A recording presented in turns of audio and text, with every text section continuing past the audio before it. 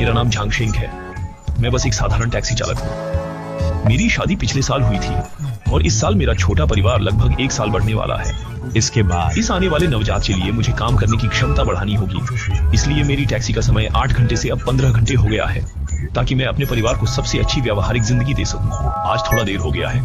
मैं एक यात्री को उपनगर ले जाने के बाद गाड़ी घर लेकर लौट रहा था। तभी रास्ते में एक लाल पोशाक पहनी लड़की वह सड़क के किनारे खड़ी होकर मुझे हाथ से इशारा कर रही थी और उसके हाथ में एक फूलदान था। वह बहुत चिंतित लग रही थी, इसलिए मैंने गाड़ी रोक दी। उसने जब कार में बैठने के बाद एक छोटा सा पेपर छोड़ा, उस पर उसके गंतव्य और मार्ग का उल्लेख था। ये पता बहुत अजीब था। मैं 4 साल से अधिक समय से टैक्सी चला रहा हूँ और मैंने कभी इस पते को नहीं देखा। शायद यह शहर के बाहरी क्षेत्र के किसी स्थान पर था, जिसकी जियोग्राफिकल स्थिति बहुत दूरस्थ थी, जिस वजह से मैं वहां कभी नहीं गया। अब तो लगभग देर रात हो गई है। अगर मैं उसे नहीं ले जाऊं तो उसे शायद फिर टैक्सी न मिले। मैंने पता नेविगेशन में डाला। ऐसा लगता है कि वहां पहुंचने में 1 घंटा लगेगा। एक अकेली लड़की का देर रात बाहर रहना बहुत खतरनाक है, इसलिए मैंने उसे छोड़ने का फैसला किया। इस लड़की ने पूरे समय एक भी शब्द नहीं कहा। वह जैसी भी हिदायतें या बातें थीं, कागज पर लिख देती थी। उसका पहनावा भी बहुत अजीब था। अब तो बसंत ऋतु का अंत है और रात का तापमान बहुत कम है। उसने केवल एक पोशाक पहन रखी थी। मुझे डर था कि उसे ठंड न लग जाए, इसलिए मैंने एयर कंडीशनर को 30 डिग्री पर सेट कर दिया और सभी खिड़कियां बंद कर दी। लेकिन हर कुछ मिनटों पर एक ठंडी हवा का झोंका महसूस होता था। ये बहुत अजीब था। सफेद कपड़े वाली लड़की ने कोई अजीब व्यवहार नहीं दिखाया, लेकिन मुझे बहुत ठंड लग रही थी। मेरी त्वचा पर गोज़बम्प्स थे। लगभग 45 मिनट चलने के बाद पैकेज ने अचानक संकेत दिया। फिर लाल कपड़े पहने लड़की ने मुझे एक कागज का टुकड़ा और एक नक्शा दिया।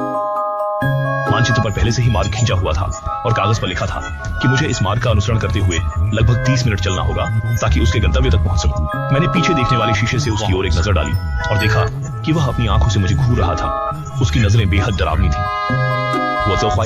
मैंने मानचित्र के निर्देशों के अनुसार कार को एक जंगल की पगडंडी में घुमा दिया। मैं इस माहौल को और बर्दाश्त नहीं कर सकता। बस चाहता हूं कि जल्दी पहुंच जाए। लेकिन जल्द ही हम एक चौराहे पर पहुंच गए, जहां बगल में एक साइन बोर्ड था जिस पर लिखा था, बाएं मुड़े तो शहर में जाएं, दाएं मुड़े तो फार्म में। इस समय लाल ड्रेस वाली लड़की ने तुरंत दाईं ओर इशारा किया और उसने बोलना शुरू किया, दाईं ओर मुड़ो, ये एक शॉर्टकट है। हम इस रास्ते से चलेंगे तो जल्दी गंतव्य तक पहुंच जाएंगे। लाल कपड़े वाली ने फिर से 15 मिनट तक यात्रा की और वह अचानक चिल्लाई, मुझे उतरना है। मैं डर के मारे चौंक गया और तुरंत कार रोकी और उसके लिए कार का लॉक खोल दिया। उसकी चीख इतनी तेज थी कि उसने 2 अजीब लोगों को आकर्षित कर लिया जो जंगल से बाहर कूद आए। उनके हाथ में शिकार की बंदूकें थीं। ऐसा लग रहा था कि वे मुझ पर हमला करने वाले हैं। वे और करीब आ रहे थे। 2 आदमी, एक मोटा और एक पतला, दोनों ने पक्षी के सिर के आकार के मुखौटे पहने हुए थे जो देखने में भयानक लग रहे थे। मैंने तुरंत कार स्टार्ट की। इसी समय उनमें से एक ने बंदूक से कार के लॉक की ओर निशाना साधा।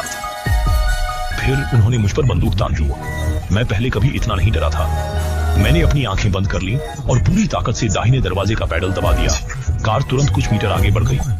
2 अधिकारियों ने तुरंत मुझ पर गोली चला दी। सौभाग्य से उनकी निशानेबाजी उतनी सही नहीं थी। एक ने कुछ गोलियां चलाई जिससे वह धोखा खा गया। दूसरा अधिकारी अपनी जांच में तेजी से मेरा पीछा करता रहा। कुछ 100 मीटर आगे जाकर मुझे सुरक्षित महसूस हुआ। जब मैंने गाड़ी रोकी तब मैंने फोन उठाकर पुलिस को कॉल किया और उन्हें अपनी हाल की भयानक स्थिति के बारे में बताया। इस समय मैं केवल एक पुलिस कार्यक्षेत्र ढूंढकर एक पेट्रोल स्टेशन प्राप्त करना चाहता था और वहां पुलिस के आने का इंतजार करना चाहता था, लेकिन डरावनी बातें बंद नहीं हुई। मैंने लगभग 30 मिनट तक चलाने के बाद एक परित्यक्त पेट्रोल स्टेशन पाया, लेकिन यह पहली बार नहीं था जब मैंने इसे देखा। किसी न किसी कारण से मैं इस आधे घंटे के रास्ते में लगातार चक्कर लगाता रहा और तभी और भी डरावनी बात सामने आई। उसकी बातों से लाल कपड़े पहनकर लाल छतरी लिए लड़की सड़क के किनारे खड़ी होकर मुझे हाथ से संकेत दे रही थी। मुझे नहीं पता था कि वह मेरी कल्पना है या वास्तविकता। कुल मिलाकर उसने मुझे बहुत गुस्सा दिलाया और मेरे शरीर ने भावनाओं के साथ प्रतिक्रिया की। मैंने गाड़ी का एक्सेलरेटर दबाया और उसकी तरफ गाड़ी मोड़ दी। कार के एक बड़े पेड़ से टकराने के बाद मैं 7 दिनों तक बेहोश रहा। 7 दिन बाद मुझे पुलिस से पता चला कि दुर्घटना के तुरंत बाद पुलिस और चिकित्साकर्मी समय पर पहुंचे। उन्होंने मुझे और मेरी कार को वापस लाया, लेकिन मुझे हैरानी तब हुई जब उन्होंने कार के सामने लाल कपड़े पहने लड़की को नहीं पाया। दंशु उन्होंने उस इलाके में 2 संदिग्धों को गिरफ्तार किया। 2 छोटे मुखौटे पहने अजीब लोग जो लगातार जंगल के पास घूम रहे थे, बस डकैती को अंजाम देने के लिए। जब पुलिस खोज कर रही थी, उन्होंने पास के एक पुल के नीचे एक युवा लड़की की लाश पाई। वही लड़की जिससे मैं मिला था। जांच के बाद पता चला कि लड़की का नाम शाओटिंग था। वह 1 महीने पहले लापता हो गई थी। उस समय वह कार चला रही थी और इस जगह पर भटक गई थी। फिर बारिश होने लगी उसने कार में छाता लिया और पैदल चलकर मदद की उम्मीद की, लेकिन दुर्भाग्य से जब वह एक पुल पर पहुंची तो दो बदमाशों से मिली। ये लाल कपड़े वाली लड़की ने मुझे बहुत समय तक परेशान किया। जब भी मैं सड़क पर किसी लड़की को मुझे हाथ हिलाते देखता हूँ तो अनजाने में उसकी याद आ जाती है। मुझे अचानक डर और भय महसूस होता है। मैं अक्सर सोचता हूँ कि क्या मैंने वास्तव में किसी भूत से मुलाकात की थी। उसके बाद मैंने अपना कामकाज का समय कम कर दिया और कोशिश की कि रात में गाड़ी न चलाऊं, क्योंकि मैं अनावश्यक परेशानी में नहीं पड़ना चाहता था। अगर आपको अपने घर में एक अजनबी मिला तो आप क्या करेंगे?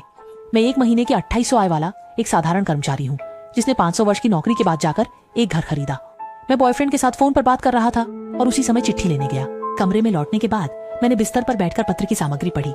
इस समय मेरा फोन गलती से जमीन पर गिर गया, क्योंकि उस पर 18,000 का प्रोटेक्टर लगा था, इसलिए फोन को कुछ नहीं हुआ।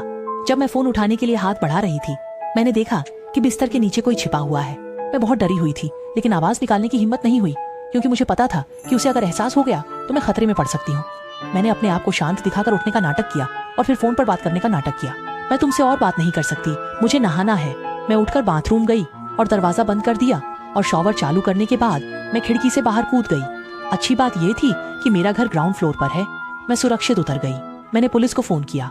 पुलिस ने मुझे दरवाजे और खिड़कियों पर नजर रखने के लिए कहा, ताकि वह बदमाश भाग न सके।